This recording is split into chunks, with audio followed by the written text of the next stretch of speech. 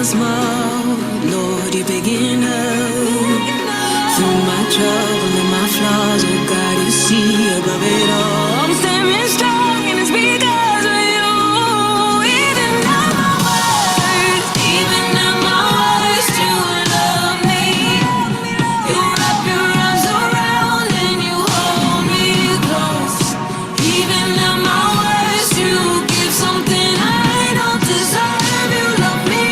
Even at my worst, even at my worst, you love me. And in your eyes, I'm always beautiful. Even at my worst, you give something I don't deserve. You love me. Even at my worst.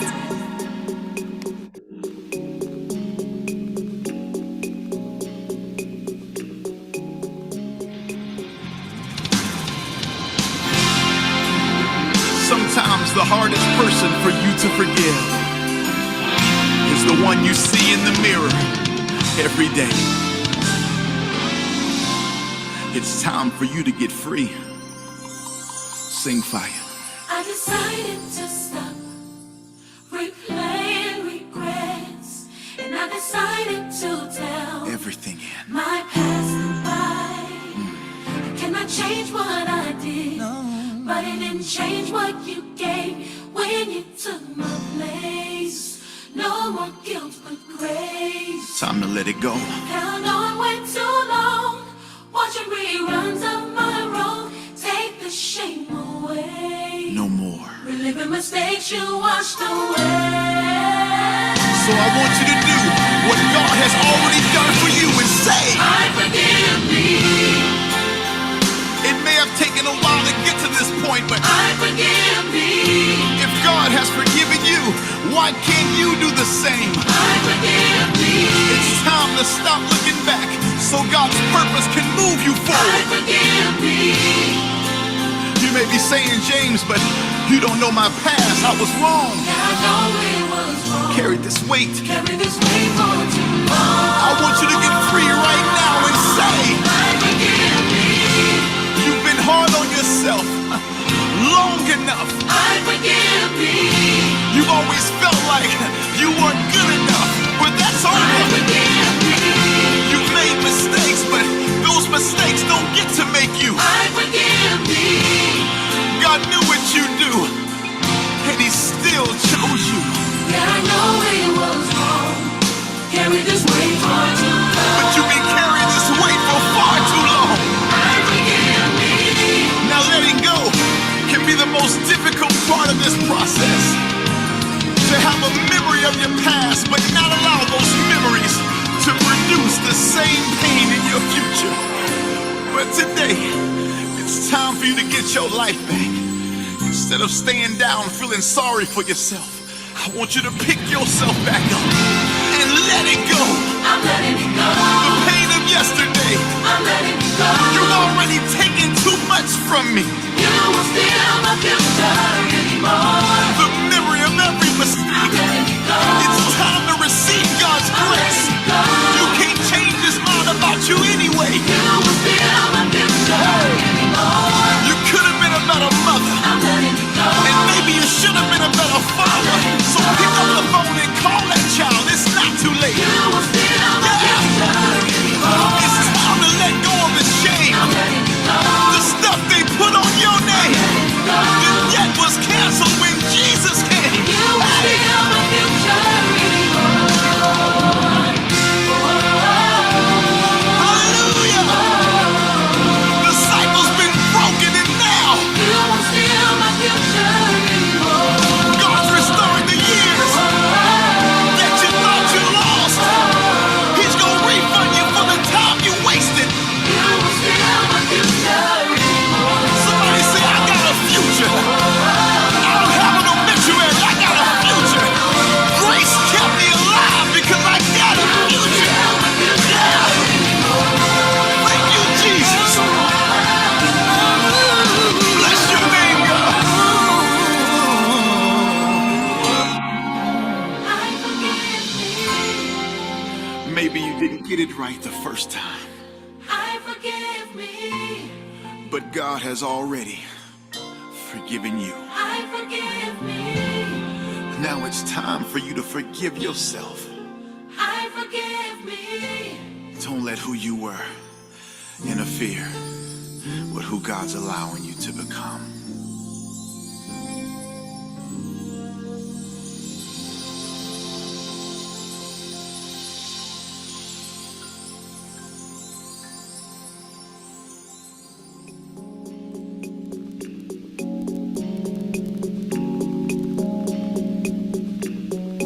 If I'm being honest, I didn't think you'd stay with all my problems. I was so afraid that when you saw them, you would turn your back on me and leave. 'Cause in the silence, my insecurities are like a siren taking over me, and I can't hide them.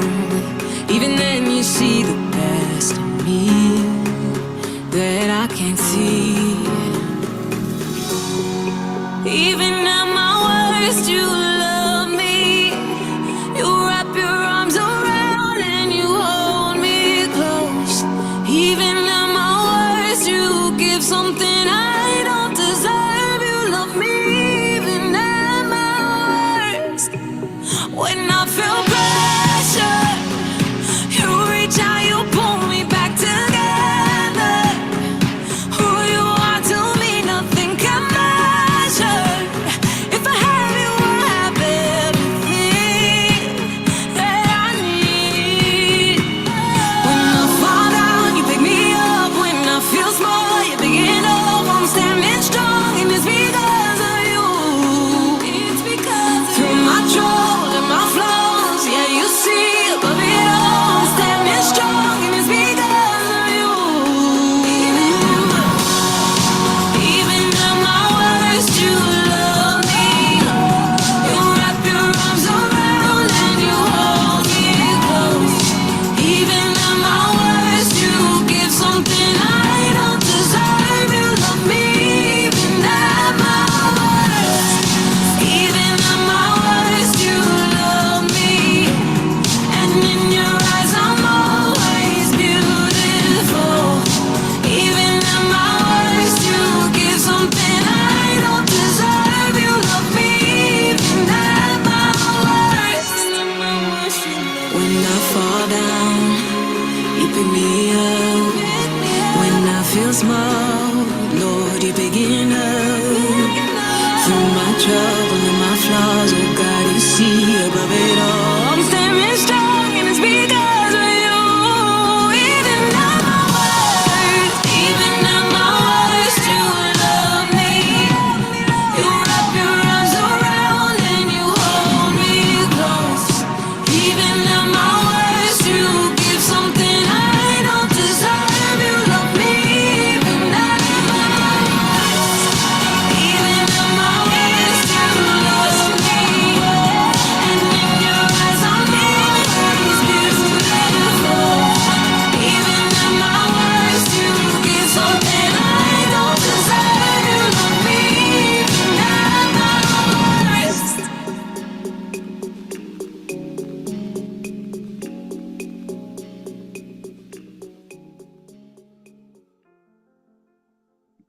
Ah, Grand Rising. Grand Rising, excuse me. Good morning, good morning, good morning. Good morning, Alicia. Good morning, Adonde. Good morning, Stacy. Haven't seen you for a while. Good morning, Lizzie. I love that top you have on, sweetie. I love that top. Ah, back to you. Good morning. Good morning. I hope that for those of us who had to fall back an hour and get an hour extra of sleep, I hope you benefited from that falling back this season. Um, the sleep experts say that during this time, our circadian rhythms are thrown off. And so we need to go to bed at the same time every night and wake up at the same time every morning. Now, I'm trying to work on that practice and hopefully I'll get it together soon, but that hasn't been my circumstances lately.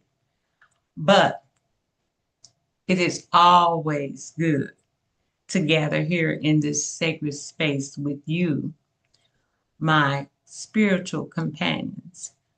And we know that we are not gathered here by accident, but we are gathered here by a calling of remembering, of learning, and expanding our spiritual awareness and consciousness.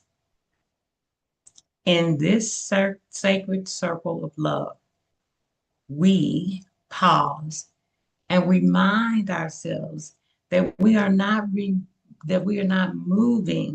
through life alone. I am because you are because I am, and we are because God is. We gather here to explore, to reconnect with our inner guidance, and to witness each other with openness and respect. Together, we create this circle of love, this circle of truth, compassion, curiosity, transformation, and ultimately liberation. May our time together be guided by clarity and held in the light of love for the good of all.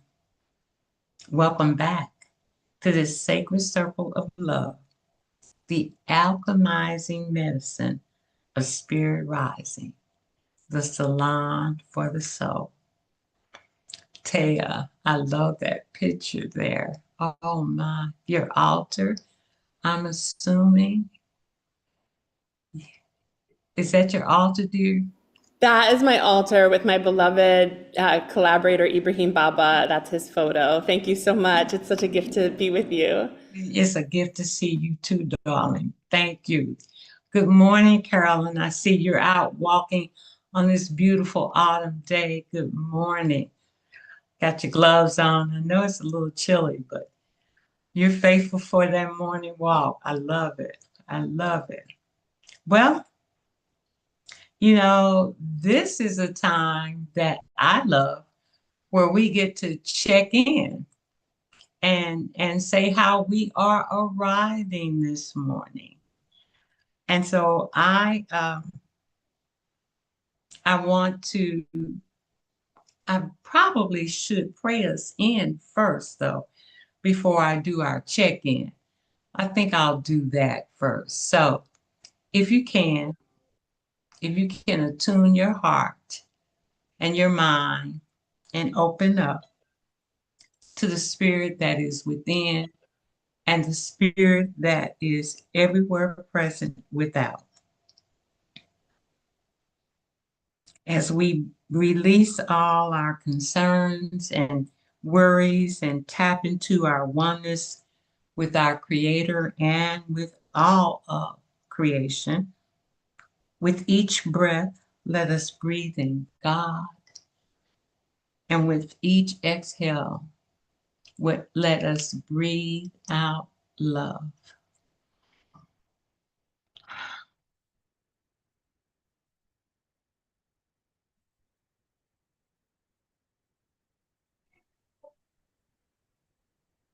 Great Cosmic Mother, beloved Creator, source of all grace, we gather in this sacred moment with open hearts and willing spirits. May each breath we take remind us we are held, and may the divine spirit within awaken us to our divinity.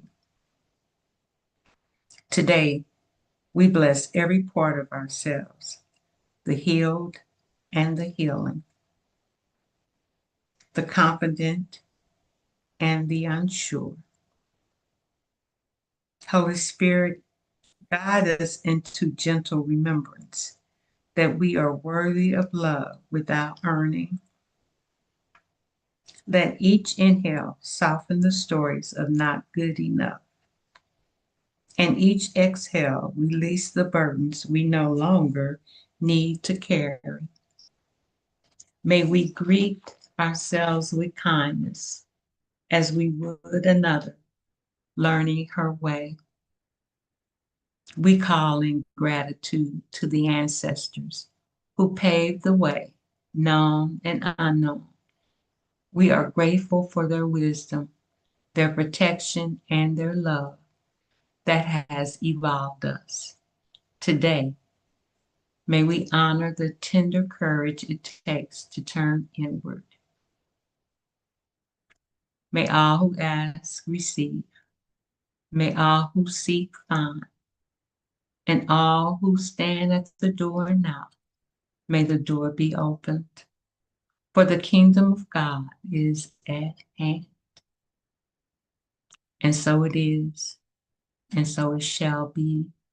Amen and ashe. Amen and ashe.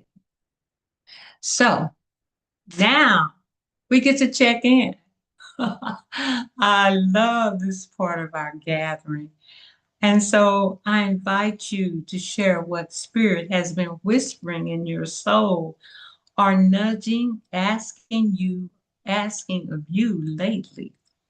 Maybe there was something that brought you joy last week or a lightness of heart and spirit. It could have been a song, a conversation, whatever past moments that nourished your soul. I invite you to raise your hand, unmute yourself, and share how you are arriving this morning. Yes, how's your heart?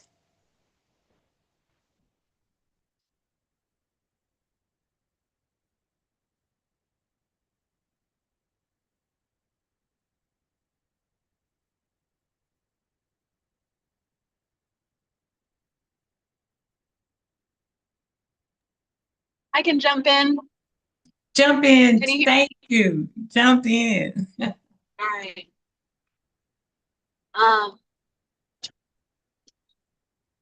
I am doing really well. I'm driving. I'm in the car. I'm on the way to see one of my best friends. And I'm so glad that I'm making the trip. And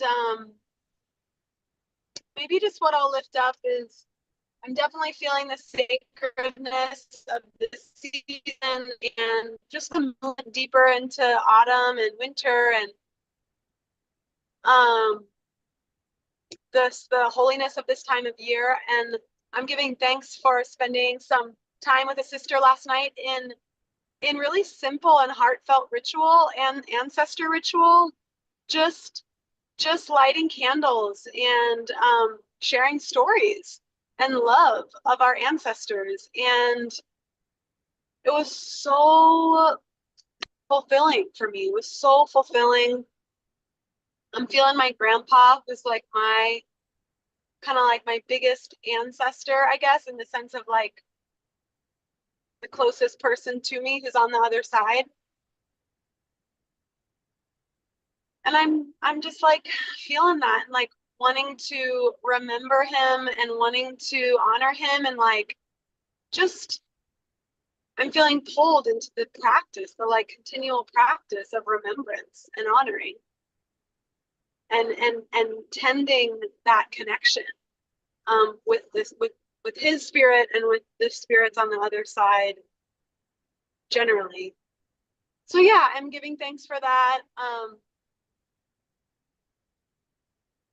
Yeah, I'm feeling well today and like that sweet and happy, mysterious sense of like everything's gonna be okay. It's all working out. It's all working out. I love it. I love it. I'm glad that you and your friend had an opportunity to get together in ritual and honor your ancestors. That's not something that I practice on a regular basis, but I've been feeling the love of those that have gone on before us. And I thank you for sharing that because it inspires me to practice that awareness and becoming attuned to the presence of those that have gone on before us. Thank you, Lizzie. Thank you. One question. Who did you dress up as on Halloween? Well, my costume that I really wanted to do, that I was very inspired about for Friday night, did not work out ultimately. My makeup, like it just, I don't know if I had the wrong makeup or what. So I just dressed up as the lady in red. I had gotten a red dress from Tess that day. She was moving, and I was just like, I have a lot of red things. Isn't this a character? I'll be the lady in red. And then on Saturday, I dressed up as like a clown, kind of like a clown mime, and that was really fun. And I've never been very inspired around like Halloween and dressing up. I just like don't. I haven't had a lot of creativity in that direction in my life, and it wasn't really big for my mom. But this year felt really fun. I felt like a lot of just very natural, spontaneous energy and creativity and inspiration for costuming, and that's been really fun. Well, I appreciate the picture. I couldn't figure out who the character was. I was like, now what costume is that? The lady in red. I did get Chuck Berry though. I did get the one. Oh Celia well, was, she yeah. was really the devil. She was a rock star devil. I Oh, like that you thought Chuck Berry, but I don't know. That's funny. She had all, yeah, she was the devil. She was the devil. Yeah. yeah. Well, she reminded me of Chuck Berry. Oh gosh. Chuck Well, Berry with red skin. well, thank you.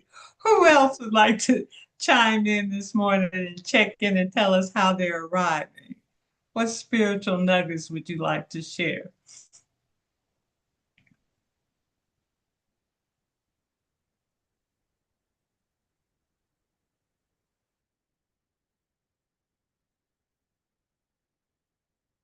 Now I'm like a Dante now. We can sit here and wait. We don't have to rush. We can just sit here and wait. I was coming off. Good morning.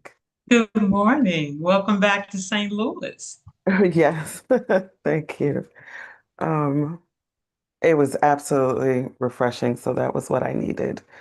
And my mother got to spend some time with her college friends, so I appreciated that as well. Um, it's an interesting season, um, and I am doing a little unpacking, a little decorating. Um, I've been very gentle with myself, knowing that unpacking is a process and, all of those things. And it's not just me. And, I had to unpack my parents' house of 50 years. And so, I've just been patient, but I do have this goal for kind of the top of the year.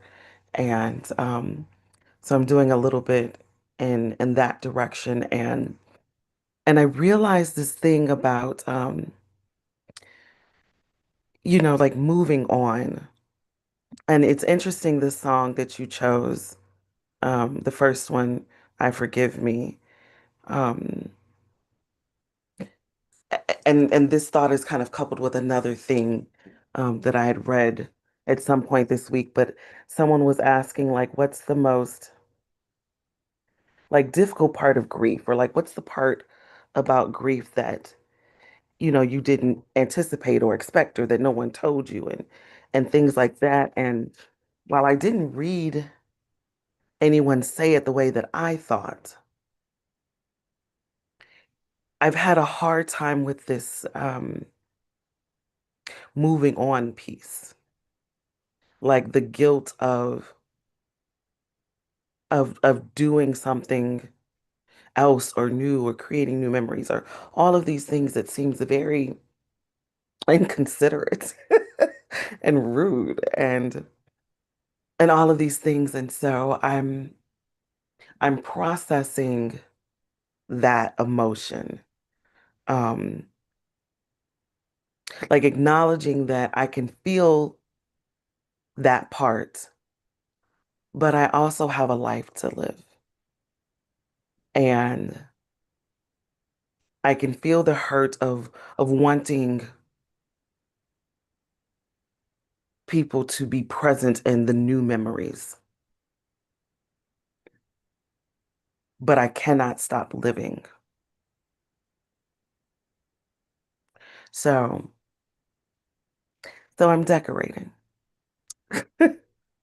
and unpacking my books and settling in and allowing myself to do that without judgment.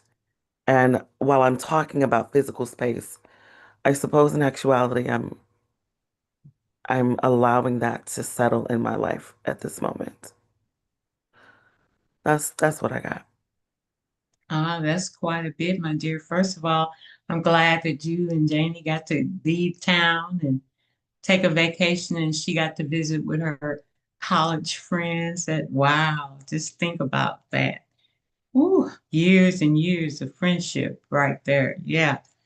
And for you, I am just so happy that you have come to this point in your life where all of that and more, and being a caregiver for both your dad and your mom for so many years, and still uh, being a caregiver, which you love your parents and you love your mom, and knowing too that you can be there for them and be there for Adante too, that life moves on and you deserve to decorate, bring your books out, write that story, that book that you've been wanting to write, and all of the things. I stand powerfully for you, uh, doing all of the above, whatever it is in this season that you have decided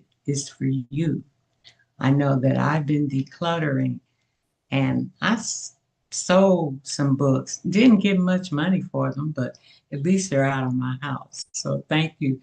Delisha wrote, beautifully said, Adonde. So thank you, my daughter. Thank you. Anybody else like to check in? How are you arriving this morning?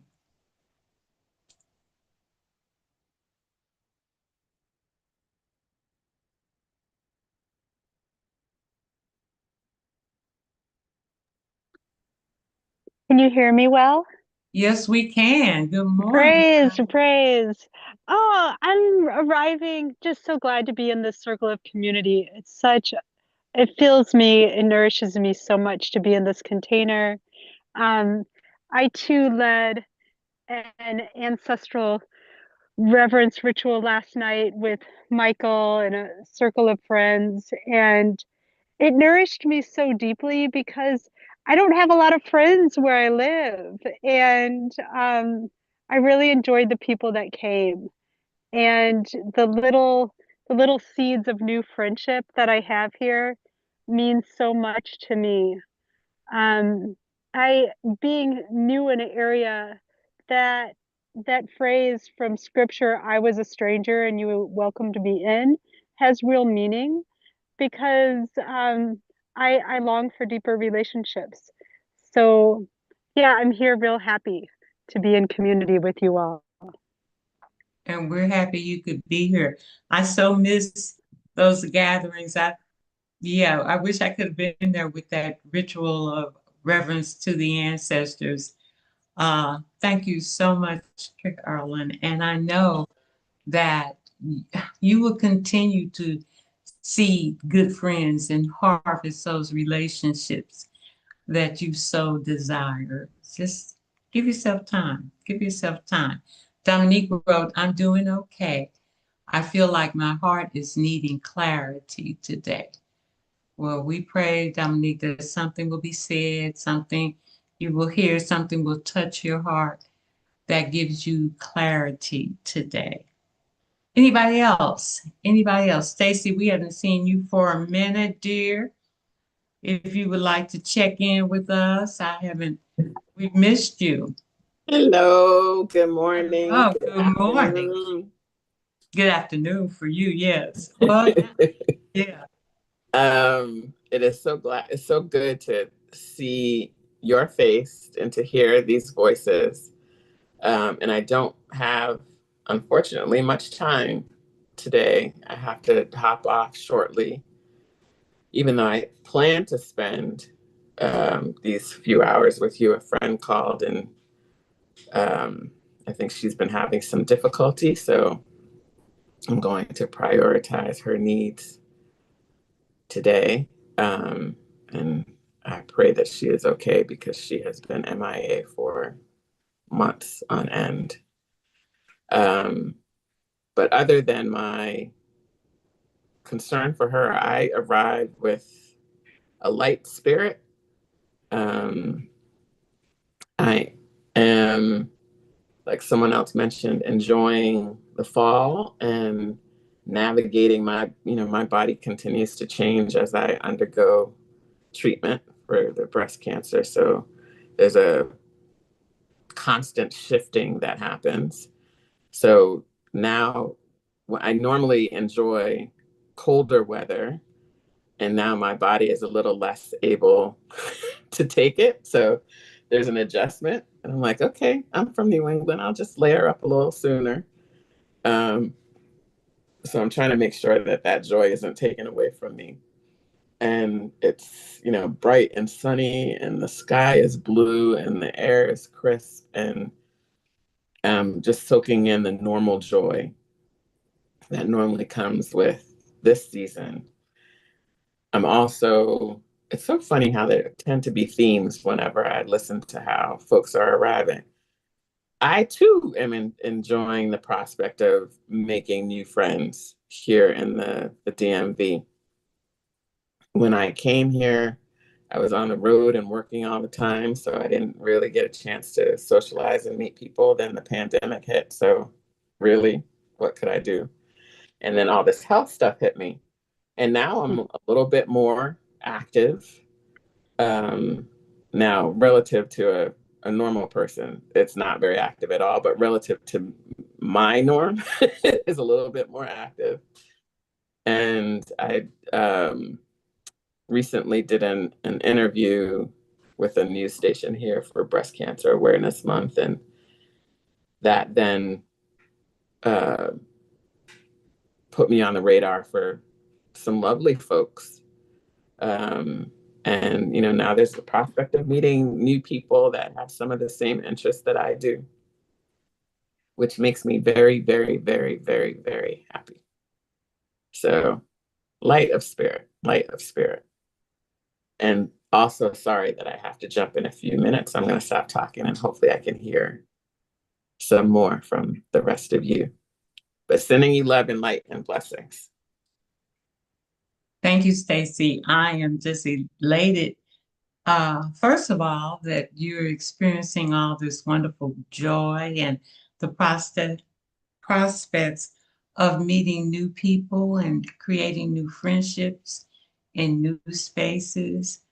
And thankful that uh, the spirit led your friend to call you and that you could prioritize being with her today.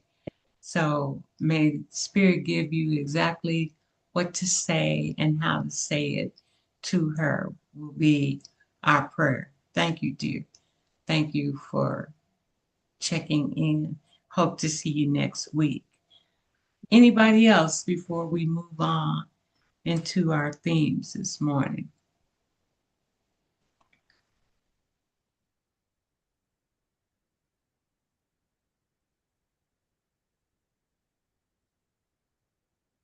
Well,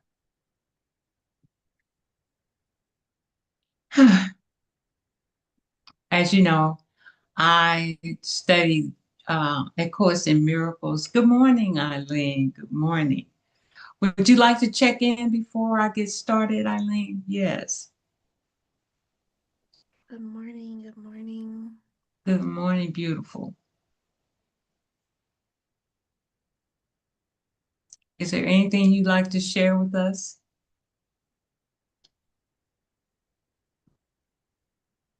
Grand Rising. Oh, I feel like I'm in a time of deep transition. Um, I just wrapped up an ancestral resilience art therapy workshop yesterday for the second time this year, and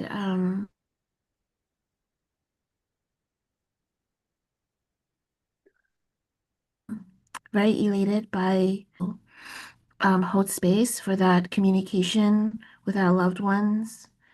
And I'm in the midst of starting to pack for my trip to Singapore, where I'll begin my journey for my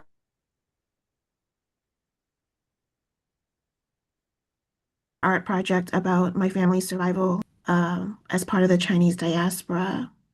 So I'm feeling very um I don't know what's the word, like full of butterflies. Um, I spoke to my cousin for the first time in many years last night. Um,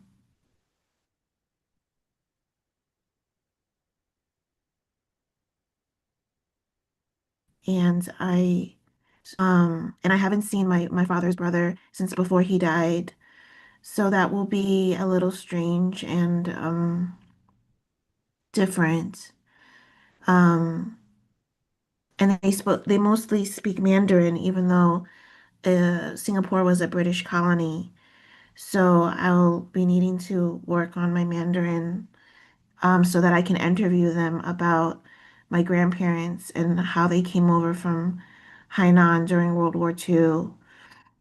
So um, I'm excited and also nervous about this journey. And my mindfulness month offering for Washu, it got postponed from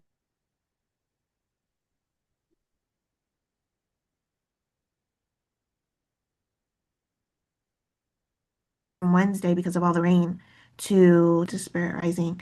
But it's a free offering with an organ player named Jordan Geiger, and it should be really sweet. When is that, Eileen? It cut out. When did it get rescheduled for? I think she said Wednesday. Okay. Eileen, when was your session with Washi It got rescheduled? rescheduled to Tuesday, November 4th at 5 p.m. Tuesday. Tuesday, Did you get that, 11/4 Lizzie? at 5 p.m. Okay. Yeah, it'll be at Macmillan Hall on the north side of campus. Yeah, parking will be free at what's it called? Millbrook Garage from 5 o'clock on. And yeah, Jordan's a great organ player, and I'm excited. I love collaborating with musicians, so I am so excited for this collaboration with this organ player, and I'm not really aware of all that's happening with that. And then the trip to Singapore and talking to your cousin. I mean, Eileen, I am just so excited for you. So excited. And I know there's that, you're holding space for the excitement and then the I won't say fear, but something new, learning Mandarin and all of that you will experience in Singapore. I know it's going to be a rich, rewarding experience. Thank you for sharing. When do you leave for Singapore, Remedy? on the 10th. Oh, wow. Things are just moving. And you'll be back? When? I think the weekend of the 22nd. Okay. Okay. Well, we'll be waiting to hear all about your experience. Thank you, dear. We can live it with you vicariously. Take plenty of pictures. Thank you. videos that you can send back to us. Thank you. Well, Yeah, I'm hoping to take a lot of do a lot of writing and reflection and some photography clips so that I can weave it into a short film for my art projects. wonderful, wonderful. I love you, creatives. I love you. I don't have a creative bone in my, well, I won't say that, but I love you, creatives. Speaking of creatives, Delisha, how are you this morning?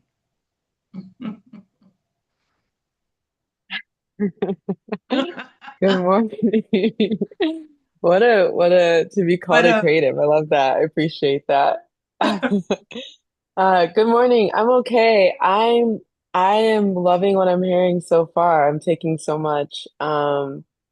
Particularly what Adonde shared about grief really resonated as I'm like off camera because Um, I'm decluttering my house and yeah, in the midst of transition, but that combination of like feeling like I have been with grief a lot uh lately, and but then there's also a range of other emotions.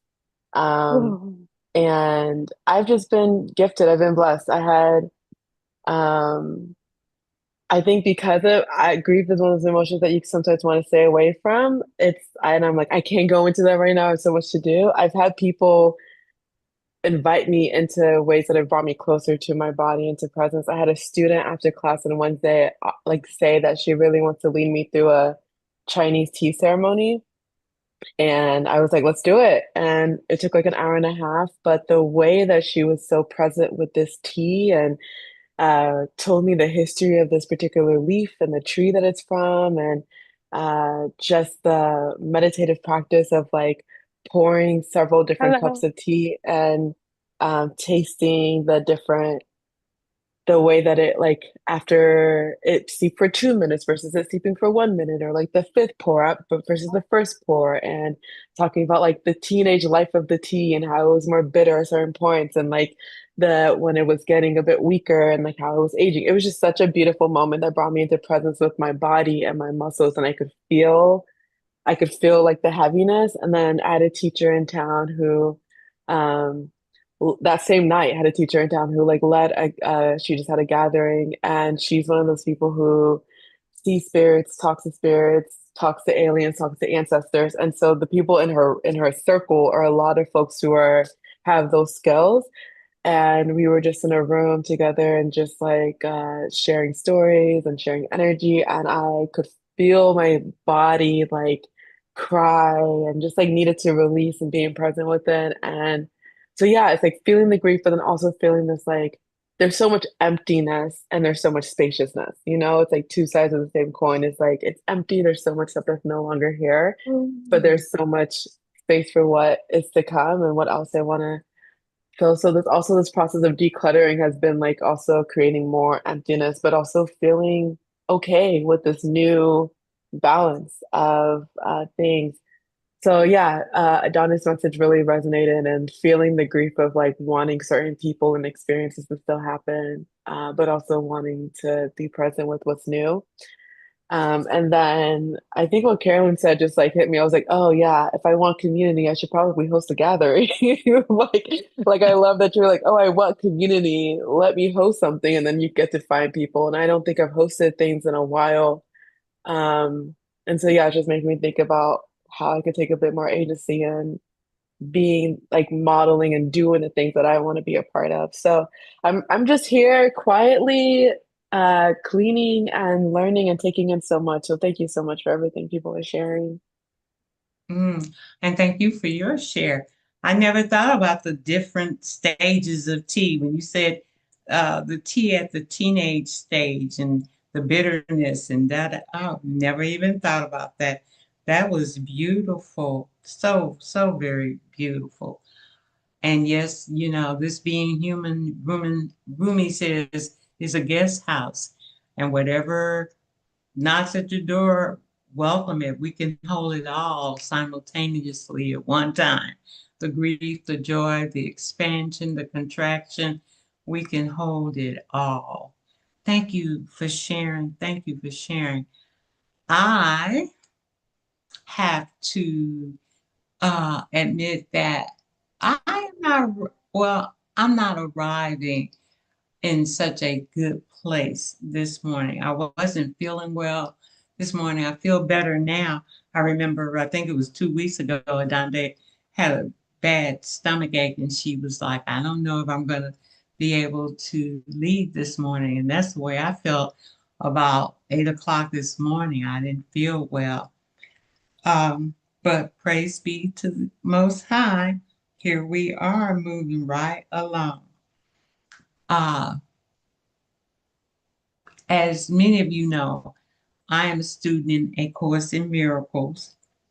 And the Course states that we, as humans, as incarnations, expressions of God, are both students and teachers. The student and the teacher are one and the same. And I'm aware that usually what a person teaches or researches may be what that person is grappling with and needs to learn. Well, my daughters, I have been grappling with self-compassion and self-forgiveness. Since my physical setback and the May tornado that hit one day after my discharge from the hospital from the first dislocation of my hip, I have been feeling very traumatized. And the massive destruction of the tornado really kind of took me down. It made me a little depressed. And as many of you may know, I dislodged my hip again on September the 11th. Lately, sadly, I have been ruminating, engaging in negative self-talk, and judging myself for my present state of circumstances. Now, we all know that what we think about only attracts more of what you're focused on. Where energy flows, where attention goes, energy flows. So all week I've been researching the topics of self-compassion and self-forgiveness. Self-compassion and self-forgiveness. Talking about books, packing up books, I found this book on my shelf, Madly in Love with Me, by Christine Ariolo. And in this book, the author defines self-compassion as a choice to open your heart and be a loving witness to yourself without judgment, by sending yourself waves of kindness, understanding, and forgiveness that touch, heal, and transform your imperfections, your weaknesses, vulnerabilities, and humanness through the presence of unconditional love. If we are honest, we will admit that there is no one harder on you than you. No one harder on me than me. I am my worst critic. Yes, I am. I beat myself up for all the things I think I should be better at, should have done, should have achieved by now. I blame myself and judge myself for all the ways my life doesn't measure up to what it should be. Offering myself little compassion, little grace, little forgiveness that I am not able to give myself. Think about yourself for a moment. When you see a child struggling, a sister in dire need, someone stricken by misfortune, or even an animal, a spider, a turtle, a bird, trying to survive, what is the first feeling that wells up inside of you? Your heart instinctively opens, flowing with love and compassion. But what happens when you fail to meet the expectations you set for yourself? What happens when you struggle, when you are in dire need? I admit that when I struggle, when I fail to meet the expectations that I've set for myself, I am likely to offer criticism. I am often ashamed and blame or judge myself. My inner self-critic is ready to point out ways in which I am failing to do, be, and have all I think I should. I admit that for the last 3 months, my inner self-critic has been beating me up emotionally, mentally, physically, and spiritually. So I'm asking you to help me today. I have 3 prompts, Adande, if you are ready to type, that I would like for our spiritual family to reflect and respond to. The first inquiry is, how does being aware of your inner critic shift its power over you? How does being aware of your inner critic shift its power over you? And 2, what might change in your life if you truly believe nothing about you needed changing? And 3, when you notice self-judgment arising, who is the one observing it? Dande, do you need me to repeat those? I don't see them in the chat. Oh, I'm doing them all together, but if you can repeat number 2. I will repeat them. I sure will. What might change in your life if you truly believed nothing about you needed changing? 1, how does being aware of your inner critic shift its power over you? What might change in your life if you truly believe nothing about you needed changing?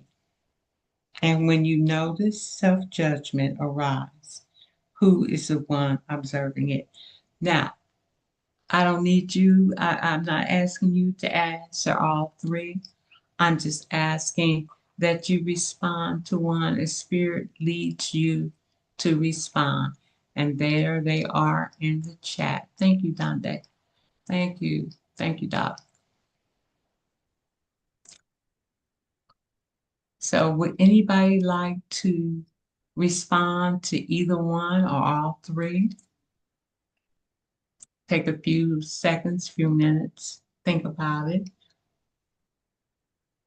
And I'd be eager to hear your response.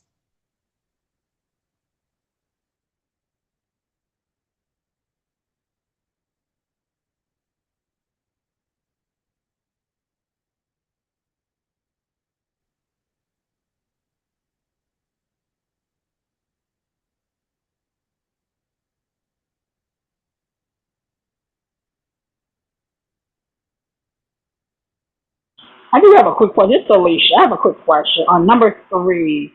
When you said when you notice self judgment, um, who's the one observing themselves? Because I'm trying to in my head if I'm self judging myself, and then but I'm trying to figure out how will others observe it. So can you kind of explain number 3 for me, please?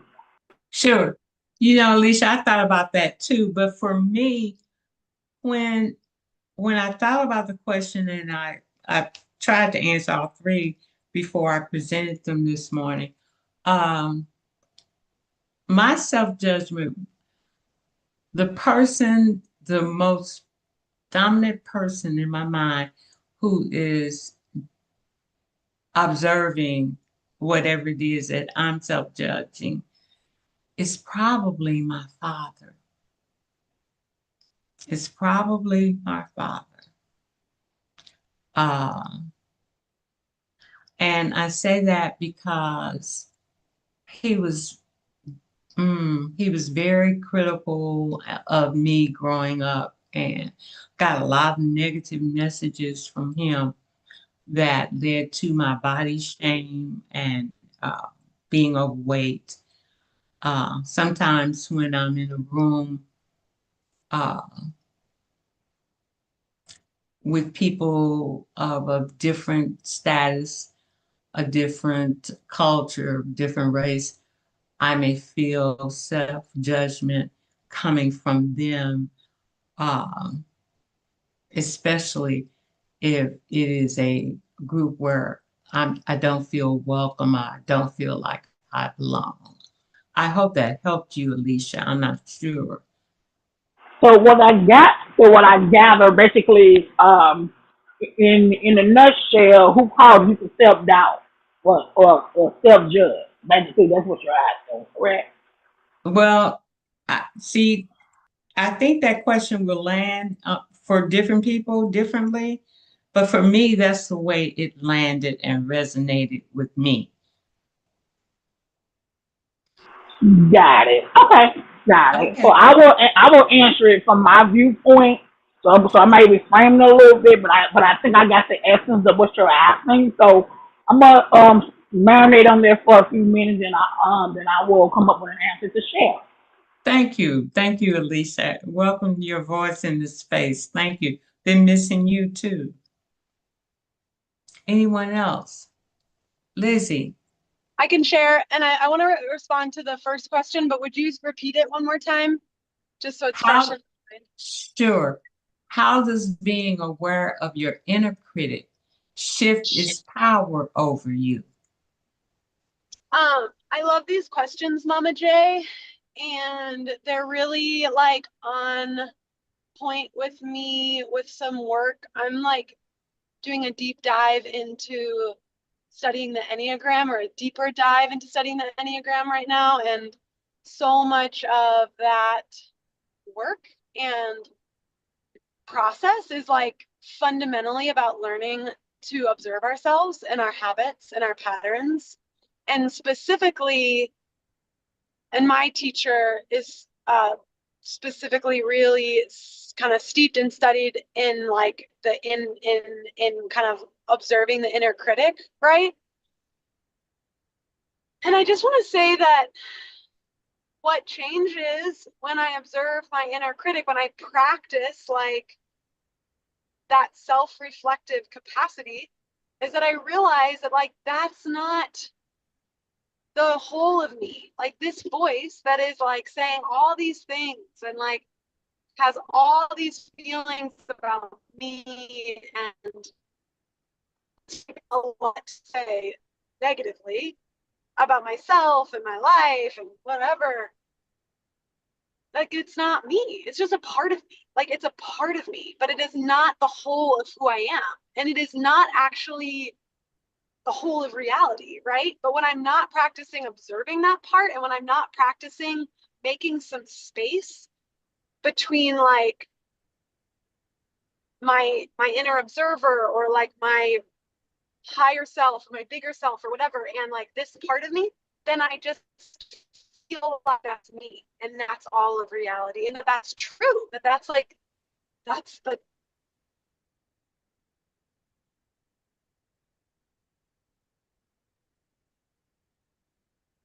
You froze, Lizzie.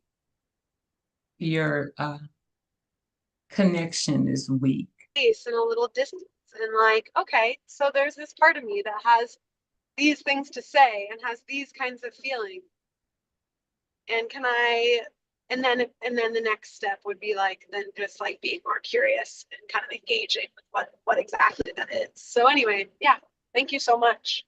Thank you. Thank you. And it reminded me of Carolyn's leading, I think it was last month, on Byron Katie. Is this true?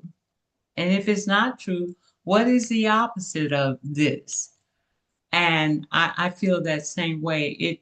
It shifts the power from that inner critic to me making a choice of what I believe, what I accept, what I think is true about me.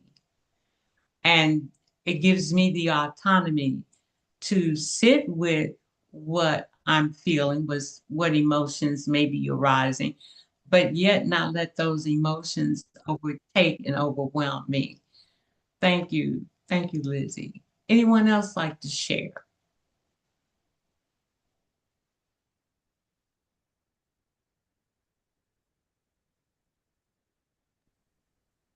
Hey, Mama Love.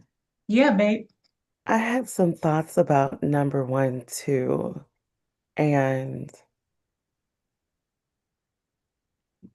I think it has a lot to do with listening to the depth of self and not automatically assuming that like something is good or bad.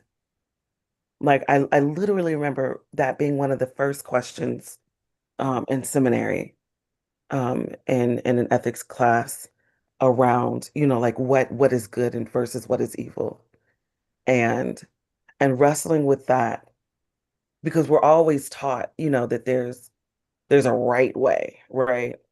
Or there's I don't know, that some things are good and some things are bad, but I think sometimes the inner critic shows up to point out like opportunities where we need a little bit more love or care or compassion or sensitivity or empathy or, any of these things that says, hey, what you're feeling is okay, but I need you to tell me more about how we got here. Like that critic can be a defensive mechanism to like, you know, uh, that whole like I'm gonna get you before, you know, you get me. Like I'm gonna say what I need to or tell myself these things because it hurts a little bit less when it's in my voice than when it's in yours. When it reverberates from me, then I can just say I'm pushing myself to be a better person. I'm pushing myself to grow. But when you say these things, it hurts because it makes me feel like, you're seeing me as a lesser version. And these are two different processes, but in reality, I'm pushing myself. Like if I repeat words that are spoken to me and I use my voice and I suggest that I'm trying to push myself to be better, I'm trying to push myself to be better because I don't want others to view me as less than. So what do I need to sit with? And I think that ties really, really well into the second one. Like being aware means that I can question, but it definitely dives into this. What if I accept that even the things that are uncomfortable floating around in my heart or my spirit are perfectly placed? What if I own that there's nothing wrong and that all of this is another way of me to view the inner parts of me? What if I'm accepting and holding that so that we can all sit and be friends instead of being at war? Because it ain't nothing worse than being at war with your own self, with your heart, with your spirit. Like that ain't no no kind of fun. No. So so if I can sit down and say, hey, I don't get it, but I'm here for you to explain it to me. If you're feeling it, it matters. If you're a part of me and this is showing up for you, it's gotta matter to me. And I don't have to dismiss you as being wrong or like, make you shut up or sit in a corner someplace. I just need to create some space where I can hear. Mm, Yeah. mm. Hmm. Create Okay. space. Yeah.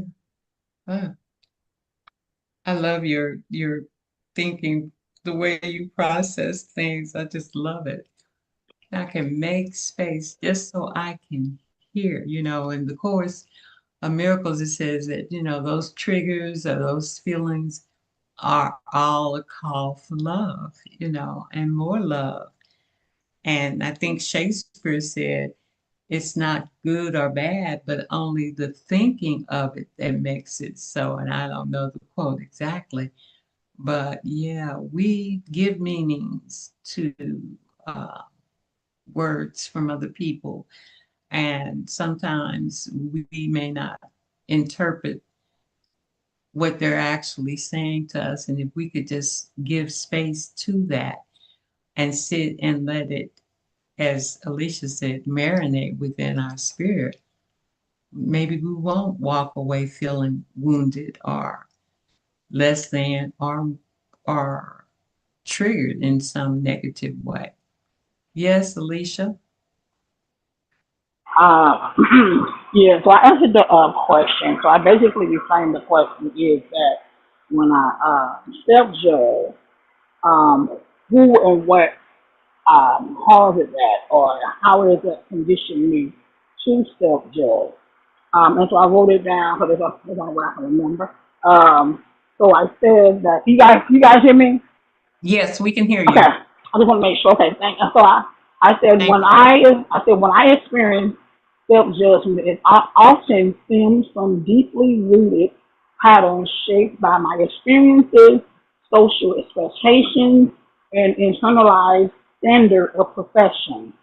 These behaviors were not random, they were learned responses towards or formed over time from voices of authority, criticism, or comparison that often define worth through my achievements or appearance. Um, I feel that this cause is often a mix of survival instincts and social conditioning. As a woman who leads, nurture, and creates spaces for others, my self judgment may arise when I feel I am not doing enough or been enough. That inner critic reflects the pressure to hold it all together in a world that doesn't always extend the same grace as I was given or has not been given. However, beneath the judgment, it is a wise, observing self as a part of me that recognizes that these thoughts, without being ruled by them, oftentimes call for me to notice the judgment.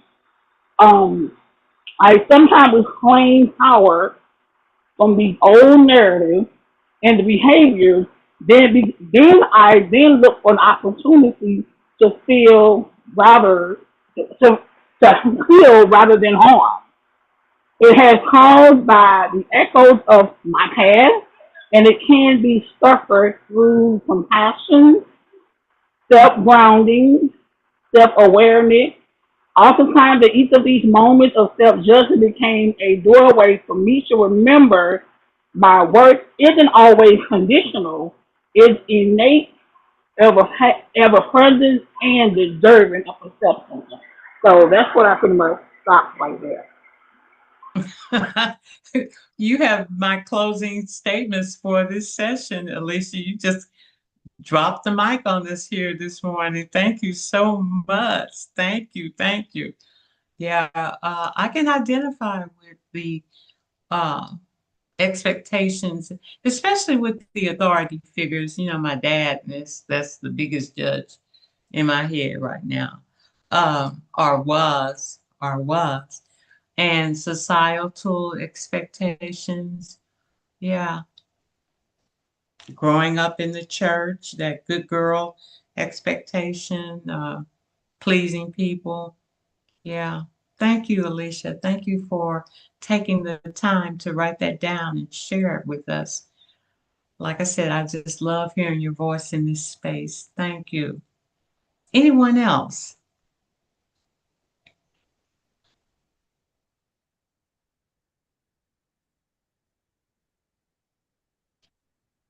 I just want to say, y'all are so wise. This is so brilliant, and I really love this approach. I appreciate hearing that the inner critic, when we're not aware of it, it feels like it is all of us versus a part of us. And I really appreciate the invitation to be curious and compassionate with that part of ourselves, to not criticize and judge the inner critic, but to like bring it deeper into love and to hear it and then to create space for its message and its awareness and like the wisdom that's underneath it.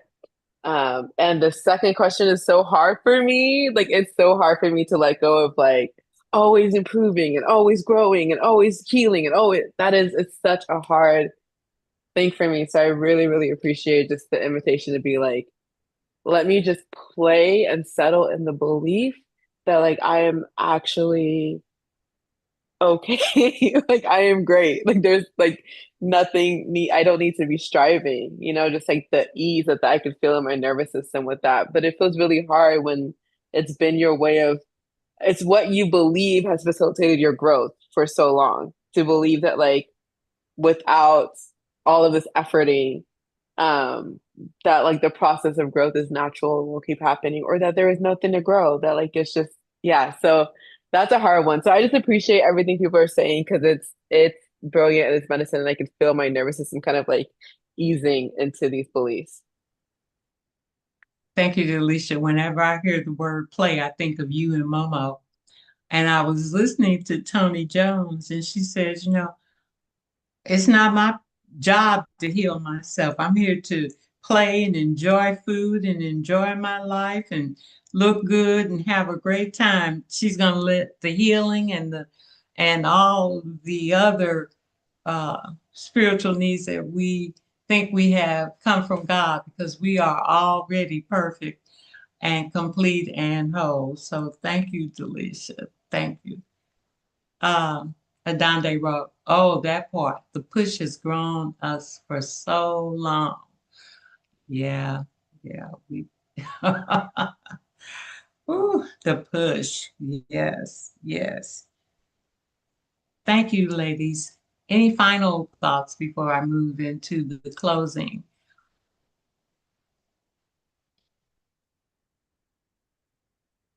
All Can right. you hear me, dear? Yes, Carolyn. I'll let you know. Yeah. Yeah. Okay. I love this session. This teacher, Mary O'Malley, says that our knots within us, like our knots of distress and trauma, that they're rooted in fear and bound together in judgment. Mm-hmm.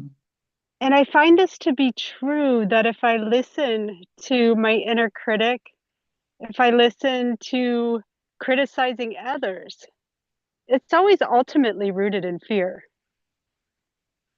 For me, it's always rooted in fear of losing connection, of abandonment. And it's always bound in judgment, because judgment blocks the love from getting in, right?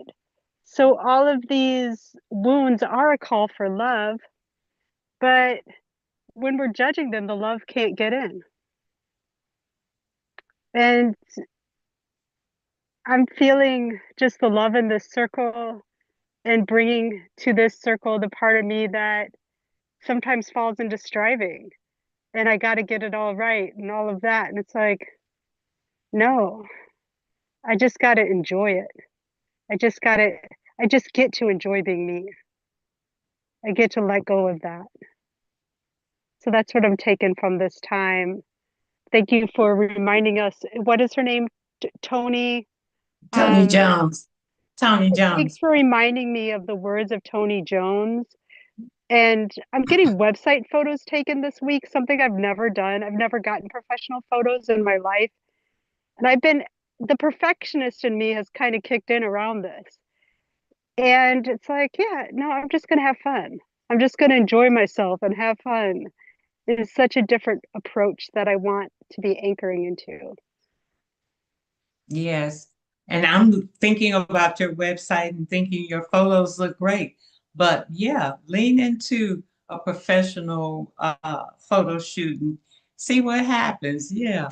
I'm Eileen, I'm go I'm ahead. building a different website. So I have a website for Earthkeeper Wisdom School, but I don't have a website for my soul guiding work. So Oh, I'm okay. building a different website that's going to be called Awaken to Soul. Awaken to Soul. Can't wait to see it. Can't wait to have it drop in my mailbox. Thank you, Carolyn. And as a matter of fact, Carolyn, you're the one that introduced me to Tony Jones. Uh-huh. Uh-huh. She's amazing. Yes, thank you. Alicia wrote, my need to be perfected is causing my growth in my personal and intimate relationship with my future husband. Ah, and so we pray for that, for your growth in your personal and intimate relationship with your future husband, Alicia. Thank you for sharing that.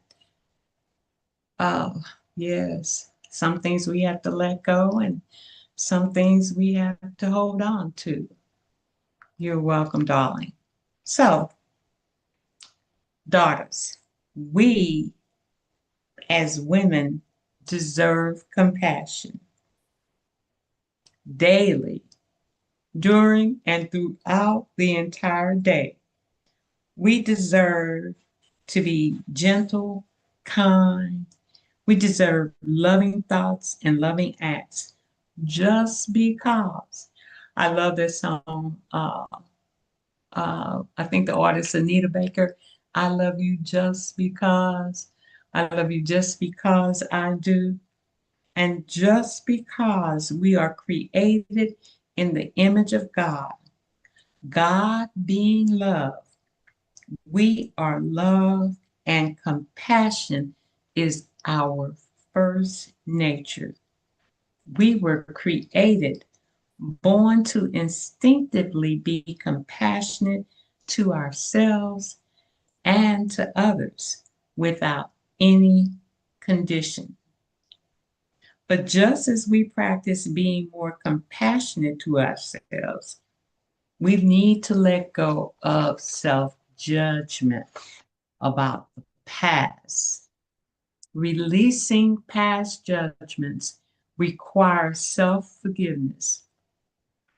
When you apply love in the form of forgiveness from yourself to yourself for all the disappointments, all the hurts, and times you felt let down by yourself, you clear the space for healing, big healing, to take place. What heals is the relationship between you and you. Often, when we think of forgiveness, we think of giving and receiving it from others, giving it to others, receiving it from others. And we forget about forgiving ourselves. I wouldn't be so fixated on forgiveness that I want from others, nor would I avoid the forgiveness I need to offer if I first forgave myself. Self forgiveness dissolves the illusions of unworthiness. It is a practice of saying, who I truly am cannot be diminished by mistakes or failures. Who I truly am cannot be diminished by mistakes or failures. I've learned that unforgiveness creates energetic constriction. My shame is a looped vibration, creating more shame. My guilt anchored me to the past. Shame keeps us small, guilt keeps us frozen, and self forgiveness is the release from guilt and shame. It clears spiritual debris and restores energetic flow, allowing the life force to move freely again. So I ask you, what story about yourself are you tired of reliving? Who are you without the story of your past? Adande, are your fingers typing there? What story about yourself are you tired of reliving? Who are you without the story of your past? When I think about that story that I'm tired of living, that narrative that I am so tired of living, I think about the one of being unworthy because I was too fat, wasn't going to ever be loved. I am so tired of that story. I don't ever want to relive that story anymore. I'm declaring today that I do not want to live that story anymore. And who I would be without that story, who I would be without that story would be someone who was more loving, more accepting, more gentle, and less judgmental about my body.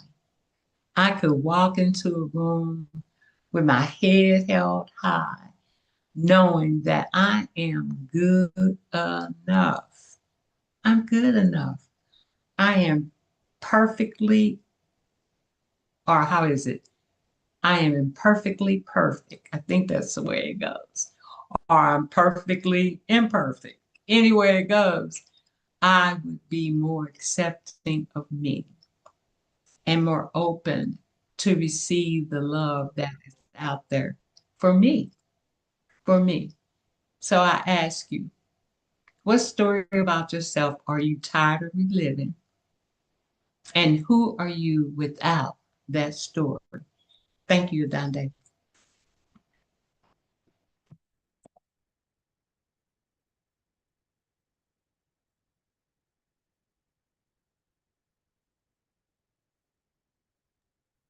You know what's crazy? Tell me. One of the things that um bounces around in my head that I feel like again I have to like push back against isn't necessarily something specific about me, but I love astrology and I love being Aries. I hate when people say things like Aries are selfish or impulsive or great starters but not good finishers. Um, and and most of the time I be like, do you know me? Like, yes, fire all day. I definitely have the fire spirit. But but when I think about like stories, it's more like who am I trying to ensure that people don't think I am? Like, I'm not an impulsive person and I'm just not. I'm too much of a thinker. Um, and a planner. Like I will plan all of the details. I'm too much of a planner. Like I need a little bit of impulsivity in my life. Um, but but the one that gets me sometimes is that start and don't finish. Like I know in general that is not my MO.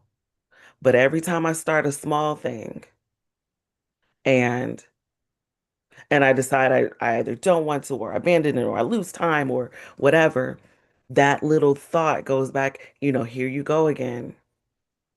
And the things that I trip off of are probably just human, like I don't know, just human things. But I get concerned again of the judgment of others, not so much what I think about myself. Like, but am I proving someone else's belief about me correct? So somewhere in this, the story that I'm tired of reliving is that I have to do that. That I have to get out ahead of what people might think and prove that wrong. And some of that I'm sure is like I started with the Aries thing, but I'm black and I'm a black woman and I've been told all my life that you got to be better than, you got to be twice as good as, you got to all of these things that says get out ahead. That says, show them who you are before they can apply those stereotypes to you. But even that says that like when I get angry, I feel like I have to check my face Mm. or give myself a moment because I don't have the luxury of emoting in public spaces and definitely not in professional spaces. So I want to stop reliving this idea that that is my burden to bear. Like, I don't get to use the F word a lot in this space, but I really just want to be like, fuck that shit. Like, who I'm tired of believing that I have to. That's a lot of emotional work for some people that I probably don't care nothing about. Yeah, I'm tired of that. I'm gonna let that sit for a minute. But yeah. I don't know who I might be without that story, to be honest. But I think we're about to see. So yeah. I love it. I love it. That emotional work that you're going to have to do. And what you say, you think you're going to find out anyway. You're about to see what happens when you're not caught up in proving other people wrong or wanting to be uh, something that other people expect or say that you are or that you're not. Yeah, I love that. Alicia wrote, code switching in professional settings is real. Yes, it is. Yes, it is. Unfortunately, when we're in those spaces, like Adante saying, we can't emote. We have to watch our faces and stifle what is surfacing and emerging and probably needs to be said. But that push again, that push again. Thank you, Adante. Thank you, daughter. Anybody else? What story about yourself are you tired of reliving? And who would you be without that story?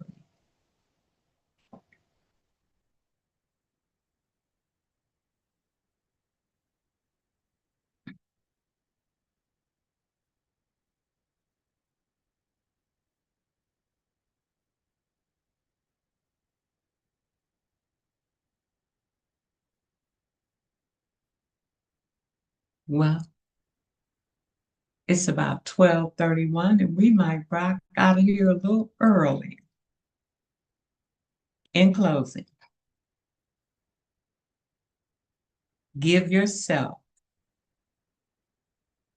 self-compassion and self-forgiveness that you need. You can only give you that compassion and forgiveness that you know, that you need, that your soul requires to grow and to flourish. To give yourself that self compassion and self forgiveness, you need to recognize and realign yourself with your true North Star. And when I read that in my research, I thought, wow, North Star. Of course, I thought about Rebecca, our root teacher, and her love for Harriet Tubman. How, and we know the story, how Harriet, Mother Harriet, followed the North Star to freedom and led many people to freedom following that North Star. And when I read that North Star is unconditional love, I just imagine God, Mother God, putting that star up there just for Harriet, to lead and liberate all the people that she did. Such a beautiful imagery for me. Yeah, beautiful, beautiful. The true North Star, unconditional love.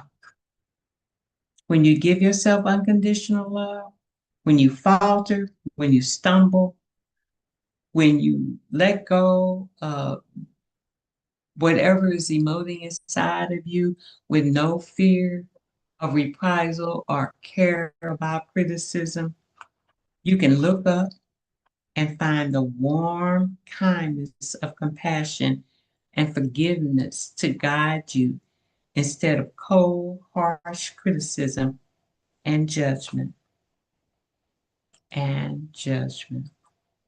Remember, daughters, we deserve self-compassion and we deserve self-forgiveness. Keep your eye, your compass straight. Unconditional love. Follow the North Star. Any more reflections? In the chat, Alicia wrote there's an article about high cortisol levels in Black women that is a silent killer. Oh, yeah, Alicia, and I think cortisol settles in your middle, and I have this pudgy stomach here, and I know that stress hormone. I taught middle school, and just being Black was very, very stressful growing up in the 50s and 60s. Yeah, it was a terrible time. And right now, we're living in such a stressful time. So I would imagine that there's a lot of research out there about the high cortisol levels in Black women. That is a silent killer. No longer high blood pressure, cortisol. Huh. I tell you. Anyone else before we move on to our closing prayer and our closing song? Well, I just want to say I'm grateful for appreciating the last one of you all. I know I have not been consistently coming to this thing, life be life, and but I said I made sure that I got away from what I was doing just to hop on this last little leg of spiritual arising, so to speak. So it's always been a pleasure to be with you ladies and human folk, and so I'm always learning. So thank you all, and I'm grateful for that. That is my grateful day. Word for the day is I'm grateful. I'm grateful. And Alicia, like I said, your voice is always welcome. And we know that life has all these demands on us right now. We can't be everywhere in two places at one time. But when you show up, we appreciate your contributions to our discussion. And I find your contribution so affirming and so profound. I like that you write them down. I need to start doing that. I think it'll give me more depth to my thoughts and to my uh, responses. Well, hello, Sally A. I haven't seen you. Are you just joining us today?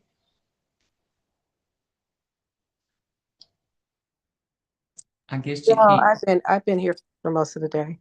Have you? I didn't look at the participants, so I didn't know. I just didn't see your picture. I guess someone jumped off and your picture popped up. Hi. Hi.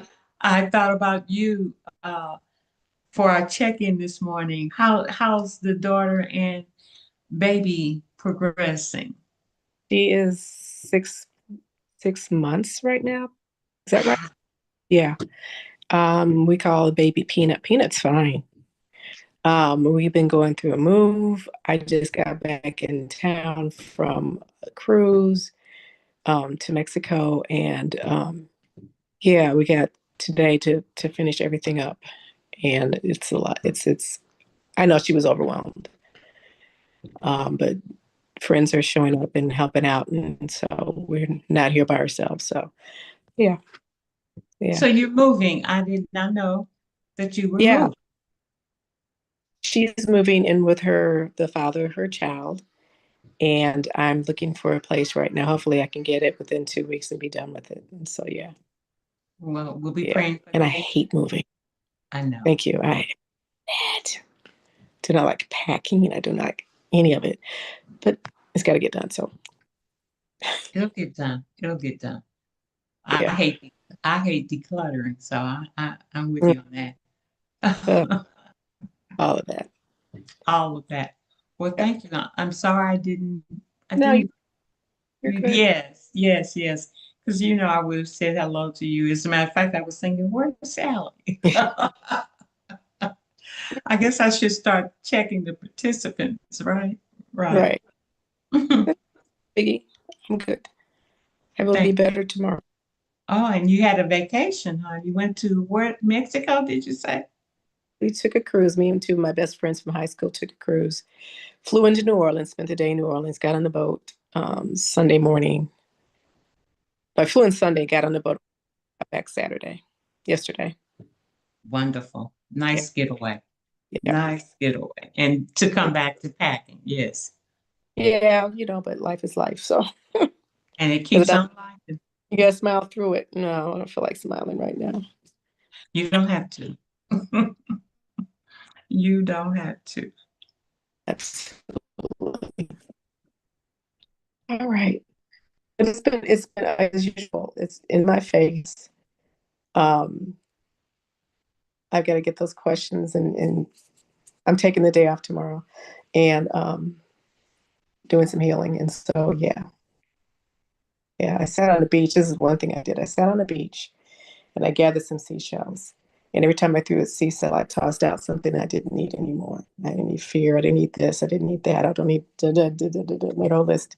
And after I Oh, did that, I got up and felt like skipping. It's just the joy that was it within me from that release. It was just like overwhelming. I was just like, oh, okay, I should have done this a long time ago. Yeah, uh, yeah, it was wonderful. I'll remember that. I may not get to the beach soon, but when I'm at Forest Park at the lake, I'll pick Hmm. up a handful of rocks and just, I don't need this. I don't need that. I'm letting go of this. Thank you for that. Thank you.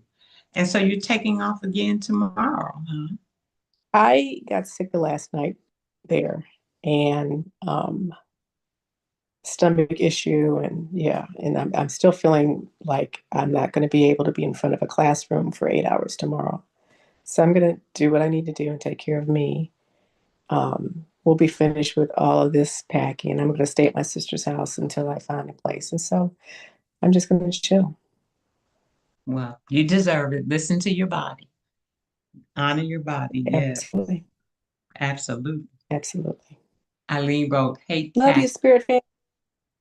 Who was that? Yeah. Lizzie, is that you? I don't know who that is. Uh, Eileen wrote, I want to release the narrative that I'm crazy, but my feelings are actually valid. And it's the world that is topsy-turvy. Yes, Lord, it's not you, baby. It is not you, Eileen. It's none of us gathered here. We are a little different. People act like, you're different. You're strange. You're crazy. You believe that? Yeah, I do. And I'm not the one that's crazy. Yeah. So thank you, Eileen, I for mean, let that. me tell you about the cruise. I realized that the narratives that we see in the world are not. We lost you, Sally.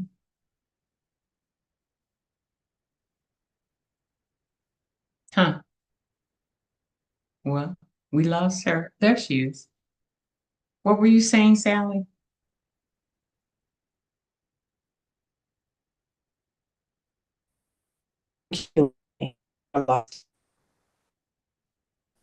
Can you repeat that? Can y'all hear me? We can hear you now. Oh, absolutely. what I'm saying is once we got on the boat, everybody got along. I mean, black, white, Asian, Caribbean, Latino. We didn't know. Every time somebody hopped on the elevator, total conversations, just total conversations, and it was lovely to see that in action because it made me rethink about what we're constantly being told about who hates who and who doesn't like this one and this one doesn't like this one because this one is this and that. And that wasn't true on that boat at all. It wasn't true. I can't remember, but there's a line from somewhere. They lie. Don't believe the lies. They lie. Yes. Thank you, Sally, for affirming that we're not so lost and so isolated and disconnected. Thank you. And that we do know how to get along and honor our humanity. Yes. Anyone else? All right. I'm going to pray this out. And just for a dime day, Latasha, will you play that first song again instead of the third selection? We'll play that first song for a dime day one more time. So let us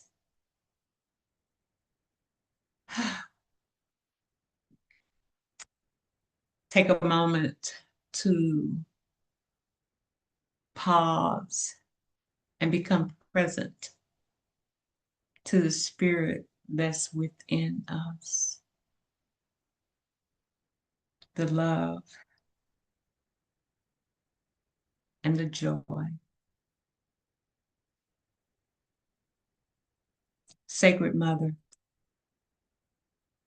womb of creation, source of unconditional love, we thank you for your presence. May every hardened place within us loosen and breathe. Mother God, hold the parts of us still learning, still trying to remember their own divinity and holiness. Mother of compassion, teach us to speak to ourselves as you would, with patience, kindness, and with quiet devotion. Teach us that forgiveness is not forgetting, but returning and remembering.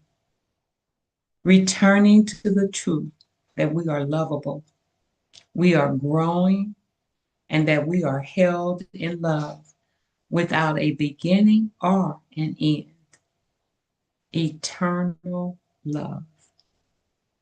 Mother of light, may your compassion shape our voice toward ourselves.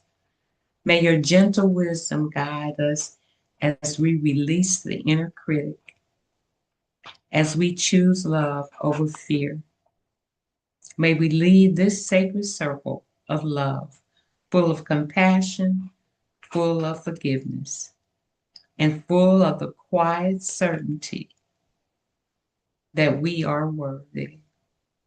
We are worthy. Amen. Ashe. And so it is. Our last song, please, Latasha.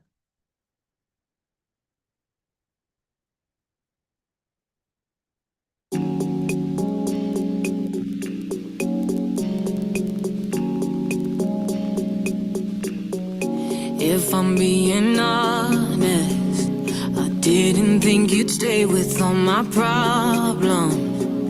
I was so afraid that when you saw them, you would turn your back on me and leave.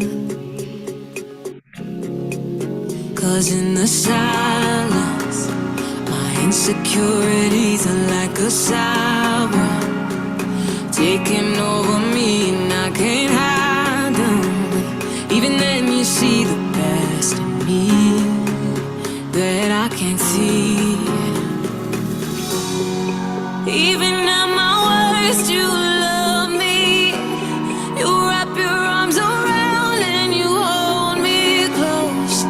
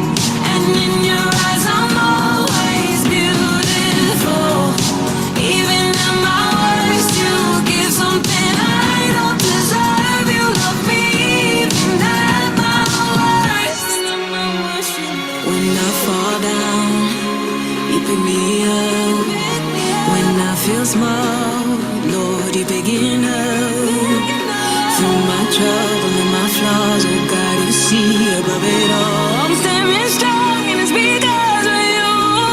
Even at my worst, even at my worst, you love me. You wrap your arms around and you hold me close. Even at my worst, you give something I don't deserve. You love me. Even at my worst, even at my worst, you love me. And in your eyes, I'm always beautiful.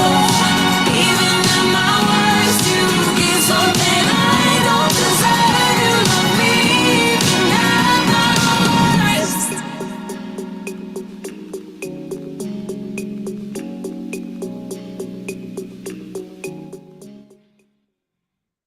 Even at my worst, God loves us.